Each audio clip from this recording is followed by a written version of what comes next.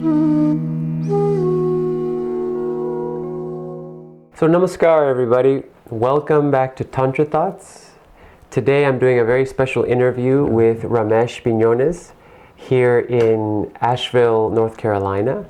He's the author of this amazing new book that I just recently reviewed on Amazon. I really enjoyed reading it. Oh, thank you. It's The Brief History of Yoga, and let's get started with our interview. Thank you. It's a pleasure being here. Tell us a little bit about your research process for writing the book. So, normally when scholars look at the history of yoga, they use text to determine the time and the sources of yoga. And so I did that. I studied many of the different texts, mostly in English because I'm not a Sanskrit scholar. But I'm also not attached to a university, so I have a lot more freedom than many academics. And so, since we are talking about yoga and Tantra, I thought, why not use the modality of Tantra and yoga? And so I used scientific evidence. I used logic and reason. So there are 4 ways of knowing in yoga and Tantra. So science, logic and reason, authority, and then intuition. Because the intuitive part is part of yoga and spirituality. So I drew from all of these sources. So scientific evidence would be, for example, finding a sculpture that looks like a yogi, and then and then authority would be, who are the writers that have written about it? What seems most plausible? And then and then logic and reason, backing up that evidence. Right. And then intuition, are there, some of the yogis who have talked about the same thing and so on. So you did this like a true yogi. Yeah, you could say that. You went about your research in the same way that a yogi would, by also using the intuitional aspect, right, of yoga. Right. So taking the words of some gurus. Sometimes, yes. Okay.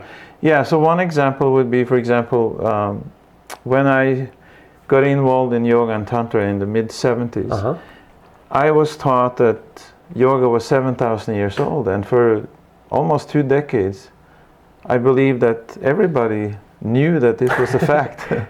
But then I discovered as I was reading the different texts that no, not everybody thinks that way. Yeah.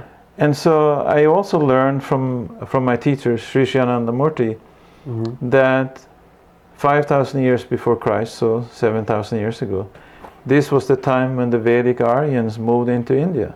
Right. And then I discovered that, hey, not everybody believes that also. Exactly. And so up until that time, so we're talking about maybe middle of the 80s, moving into the 90s, most scholars at that time believed the Aryans came into India 2,000 years before Christ, so 3,000 years later. So a very different story. Then in 1996, George Feuerstein and David Frawley wrote a book called In Search of the Cradle of Human Civilization. And they said there was never an Aryan invasion. Right. So here you have 3 completely different worldviews.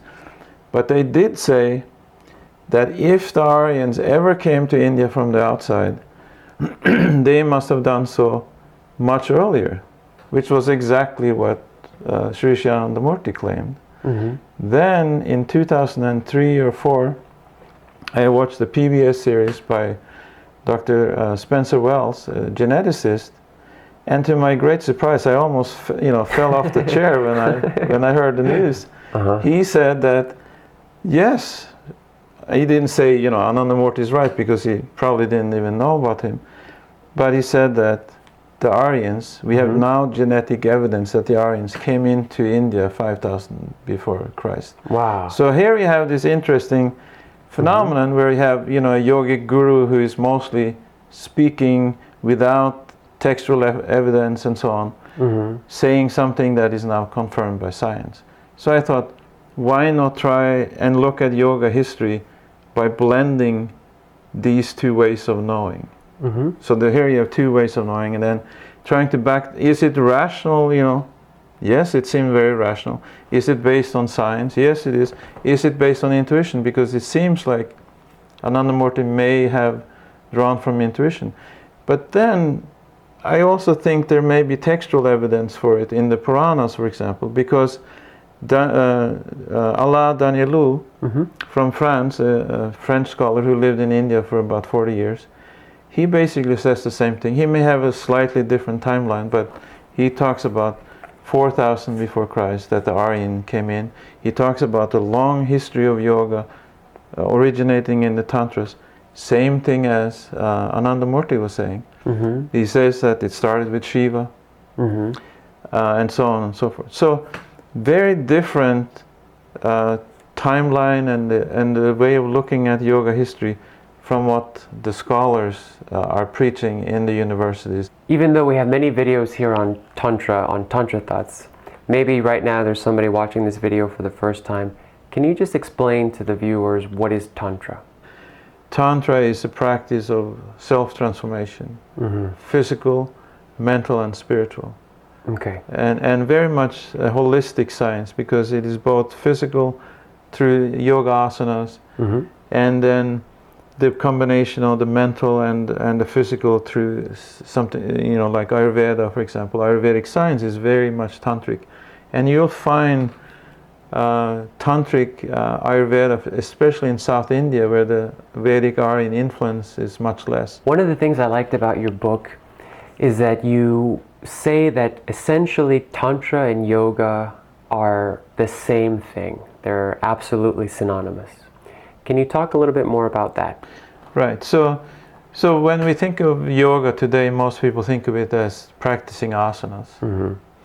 And if we look at the most recent sort of historical evidence of the origin of those asanas, we would have to go back to the Middle Ages, where we find the first Hatha Yoga Pradipika, the Grihanda Samhita, and so on, textbooks on yoga asanas. So most scholars are saying that's the origin of asanas, of yoga. However, the same Hatha yogis, they said that Hatha yoga without Raja yoga is not yoga. In other words, asanas without meditation is not yoga. So we need to combine the two. And when we look at the practices of meditation in yoga, it is a tantric process. We need to talk about Kundalini, chakras, mantra. All of these practices are very tantric. And so recent scholarship is pointing towards an origin of yoga that is not Vedic, but tantric, outside of the Vedas. And so yoga, what does yoga mean? It means union, to establish union, self-transformation, same process of Tantra. And so my teacher, Shrii Shrii Anandamurti, said that yoga and Tantra are sort of two sides of the same paper. In one way we could say that yoga is the goal of Tantra, because yoga means union, the union between the unit mind and the cosmic mind. Right. So that's one way of looking at it, but I think it is not right to try to separate the two. And this is where there's a lot of disagreement within the yoga community and the scholarly community, you know, asking where did this all come from. So most are saying yoga came from the Vedas. Now there's some scholars are saying it definitely came from Tantra, outside the Vedas. So Mark Singleton and James Mollison. So these are some of the different perspectives there.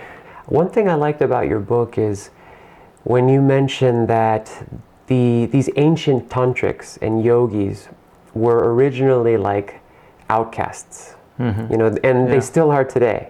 If you look at the sadhus in India, you know, even sannyasis, it's not so recently that yoga became mainstream. Right. So more often than not, historically, yogis and tantrikas were kind of outcasts, you know, at least in relation to the Vedic structure, the Vedic religions. I mentioned Mark Singleton and James Mollison, and in their book, Yoga, The Roots of Yoga, or Roots of Yoga, they are basically saying that yoga originated outside the Vedic tradition. They are making some connections to Buddhism perhaps, but there's a group of Shramanas from the Shramana movement outside of the Vedas. They were cave dwellers and people who lived in the jungles, people outside of the society. One group of them are called Ajivikas. So there's textual references to the Ajivikas. Now, some other scholars are saying the Ajivikas were all of those others, not just that small group, but all of those yogis outside of the Vedas that were not, as you said, recognized by Vedic society. They're called the others. They were sort of, the hippies of the day that were outside of established culture. And what were their practices? They were tantric. So from my perspective, we need to look at these two broad rivers, I call them, of Indian civilization, the Vedic and the tantric. And Indian civilization really is a merger of these two rivers coming together over a long period of time. So we have to go back 5,000 years before Christ, before when this really started, when the Vedic Aryans came inside to India, and then using the intuitional and the Puranic knowledge, which says that yoga was already in India with the Dravidians and the Ostrics and the Mongolians. They already practiced yoga at that time. Right. So then the Indian civilization is that. But when we want to look at where did yoga come from, it did not come from the priests and their fire rituals and their animal yajnas. sacrifices. Yeah, and sometimes animal sacrifices. It did not come from that practice. It came from, probably it started with shamanism and came out of what I would call a proto-tantric shamanistic culture. And the search for who am I? What is my relationship to the cosmos? What is the cosmos' relationship to me? The idea that as above, so below, this understanding started to develop. And yoga grew out of that search. Your book is really helpful in the sense that it's created a chronology for the history of Tantra and yoga. And so you divided it into basically 5 stages. There's Shiva's time, then there's the post-Shiva time, the Vedic Upanishadic time, the Middle Ages, and the modern period. So could you tell us a little bit about each of those phases? Right. So as I mentioned in the beginning, the idea from the tantric oral sources and from the Puranas and from some scholars like N.N. Bhattacharya, Aladanilu and others, there is a consensus that Tantra is about 7,000 years old and originated with Shiva, Sadashiva. Now, when we look at the Tantric literature, something is very interesting, and this I would like to emphasize. We always, talk about men in yoga and history and so on. However, Shiva's wife, Parvati, was very much instrumental in the formation of Tantra, because all of the Tantric texts, they are conversations between Shiva and Parvati. So we talk about the Agama and Nigama text, and you'll see that reference. So for example, now today the Vijnana Bhairava Tantra book is becoming very popular through different translations into English. These are conversations between Shiva and Parvati. Those conversations, according to Anandamurti, took place 5,000 years before Christ. That literature then became part of the oral tradition because it was contained in sutras, which are very easy to remember. And so it was passed down from guru to disciples for several thousand years. Then when we come up to about 2,000 years before Christ, Anandamurti says that the Shiva Tantric culture divided in 2 schools, the Kashmiri school and the Gaudiya school, which is the Bengali school. Yeah. These are this is the post-Shiva period. Post-Shiva period. And sometime after that, maybe 500 years after that, we think that that was the time of Krishna. It was also the time of the Sankhya philosophy. Kapila developed the first philosophy of yoga. For those people who don't know, who are these historical figures? So Kapila was a philosopher. He talked about the two basic concepts of yoga and Tantra, Purusha and Prakriti, consciousness and energy. And he said, the universe and you and me, we are a composite of these two. And these are two principles that are elemental and basic in understanding what yoga is. So we are conscious beings, but we're also energetic beings. And we are sort of fluid. We go between these two. And yoga is to use our energy to become more conscious. To in other words, through food, through our different activities, the energetic part of our life, our lifestyle, we want to make that more spiritual so that we can get in touch with consciousness. And in Tantra, that is symbolized by Shiva and Shakti coming together in the cosmic embrace. You know, you see sometimes two lovers in a tight embrace, symbolizing those two. Yeah, so Shiva and Shakti in this wonderful cosmic embrace is the essence of what Tantra is. And we could say the essence of yoga as well, because we see it in the Shankara philosophy, and later on we see it in Patanjali's Yoga Sutras, the same two, Purusha and Prakriti. So when Krishna came on the scene 1500 years before Christ, it is thought that he lived. Shankara philosophy was the first philosophy, same time period, and you'll see elements of Shankara in the Bhagavad Gita and so on. Also, you see elements of karma yoga, jnana yoga, and bhakti yoga. Krishna's teachings. Also, a kind of Vedantic or Tantric non-duality is evolving during that period. So, whereas Sankhya was dualistic in philosophy, didn't really talk about how these two came together or became one. But these are philosophical developments, but the essence was there. And then all the other elements of Tantra, the five bhutas, you know, space, space, air, fire, water, and earth. These are the five elements of Ayurveda, which are also tantric elements and so on.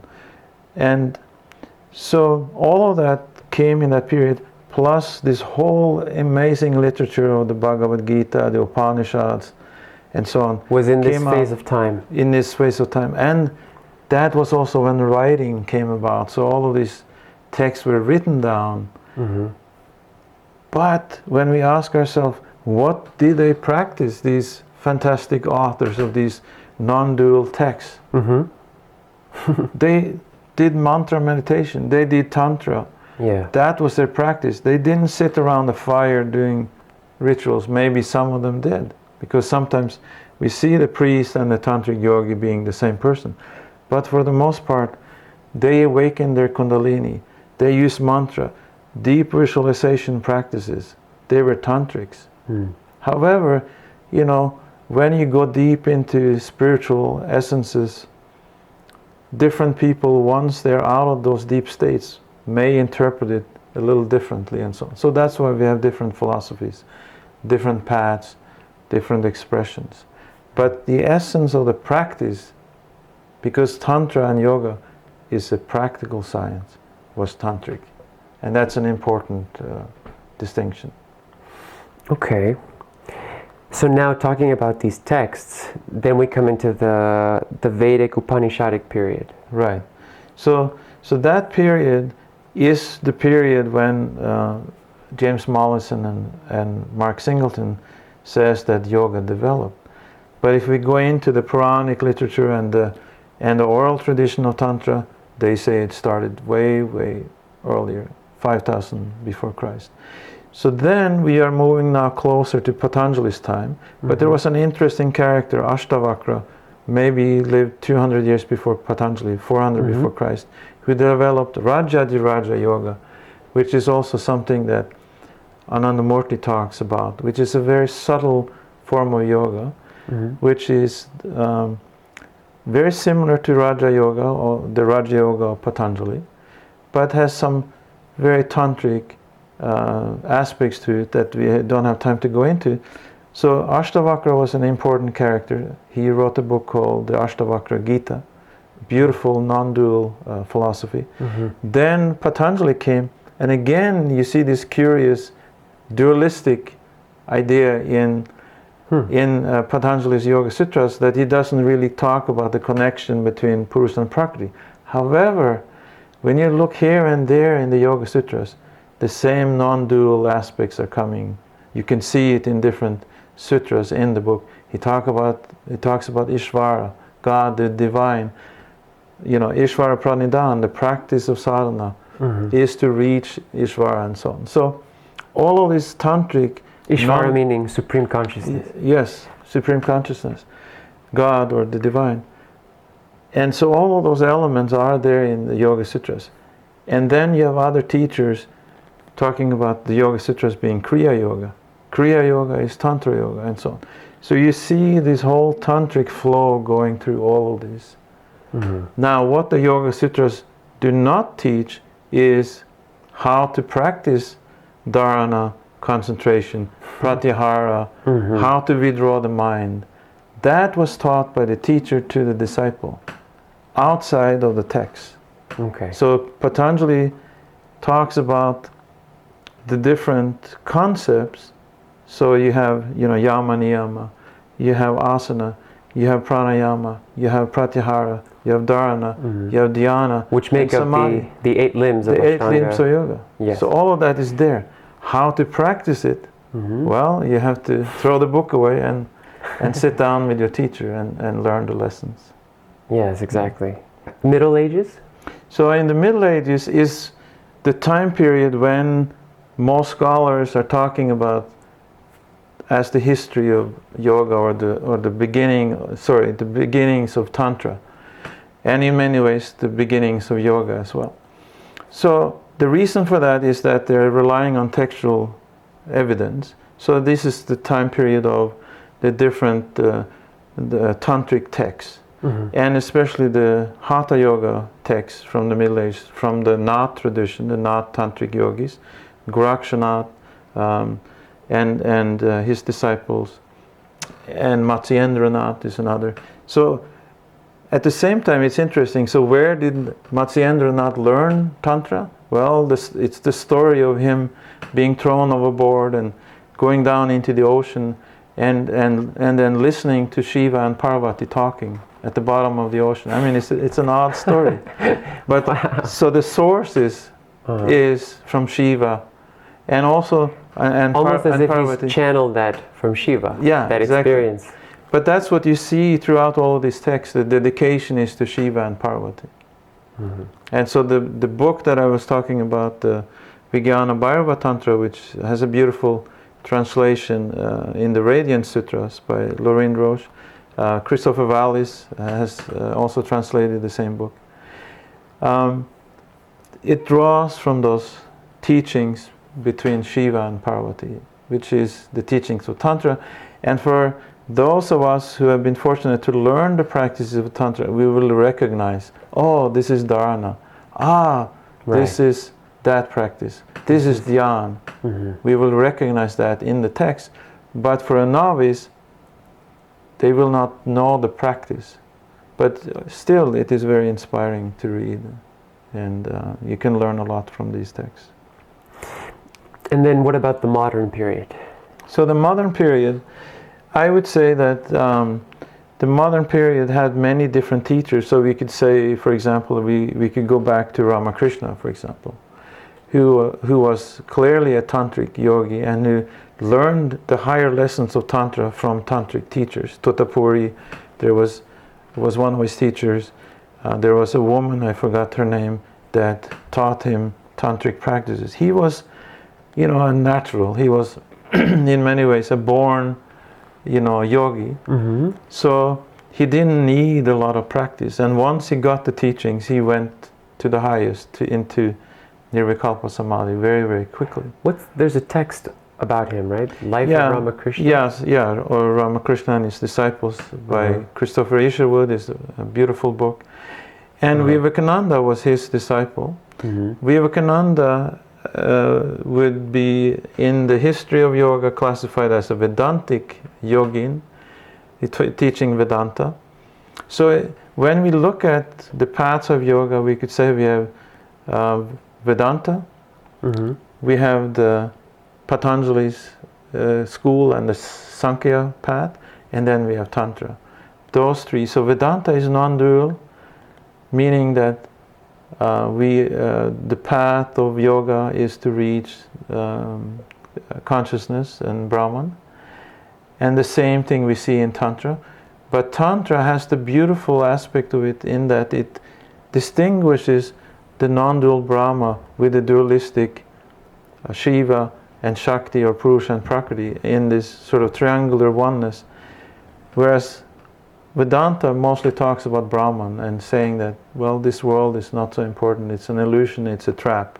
Tantra says beautifully, yes, there are traps in this world, but if you have the right ideation, we can use this world to be a harmonious and beautiful place to live. And to me, that's really the modern understanding of yoga. And this is what we need today more than ever. We don't need to say, forget about global warming or this problem, it's all an illusion. I don't think that's going to help us. We need the kind of philosophy that says, this is a problem, let's fix it. This is God. This in is the also form God. of global Yes, warming. Exactly. This is also an expression of God, yeah. And we have been part of messing that part of God up. And we need to deal with it. Right. So that's Tantra in a practical, social, political sense. And in other words, yoga is thoroughly ecological. And that we see in this essence of Purusha, Prakriti and Brahma. That the oneness contains the two. Okay. Well, I really appreciate you tying that together for our modern period. We would be considered modern tantrikas. Right, right. And that a modern tantrika's role is to deal with the world's problems, the social issues that you mentioned, the political issues. Right. And this is where Anandamurti, Shrii Shrii Anandamurti comes, because he clearly defines Tantra as Shiva, Shakti, Atmakam, Brahma, this oneness of Shiva and Shakti in Brahma. And you will see that in his philosophy, which emphasizes social action and spiritual activism. Like Andrew Harvey is a modern, spiritualist who talks about spiritual activism, yoga in action. This is what we need. And that is clearly articulated in Anandamurti's philosophy. At the same time, it is beautifully spiritual and transcendental. So we need to merge these two. And that to me is modern yoga. Modern yoga is not just to practice asanas and look sexy. It's not wind down yoga or beer yoga. Bear yoga or chocolate yoga, or now goat yoga is also goat yoga, that's right, being practiced. So yes, it's wonderful to see all these expressions, but if we want to go deeper into yoga, then I think it is very important that we draw from these deep traditions of yoga, where yoga came from. And that I see also happening. I teach a lot in yoga studios, yoga teacher trainings, the history of yoga. And I see this thirst in the student to know about the deeper aspects of yoga and Tantra. It's always a pleasure working with you. Just want to remind everybody again that Ramesh is on our webinar, Discovering the Roots of Tantra. He did the episode on the 5 M's of Shiva. Go ahead and get the book, A Brief History of Yoga, on Amazon. And thank you for taking the time to talk with us today. Thank you. It's been a pleasure.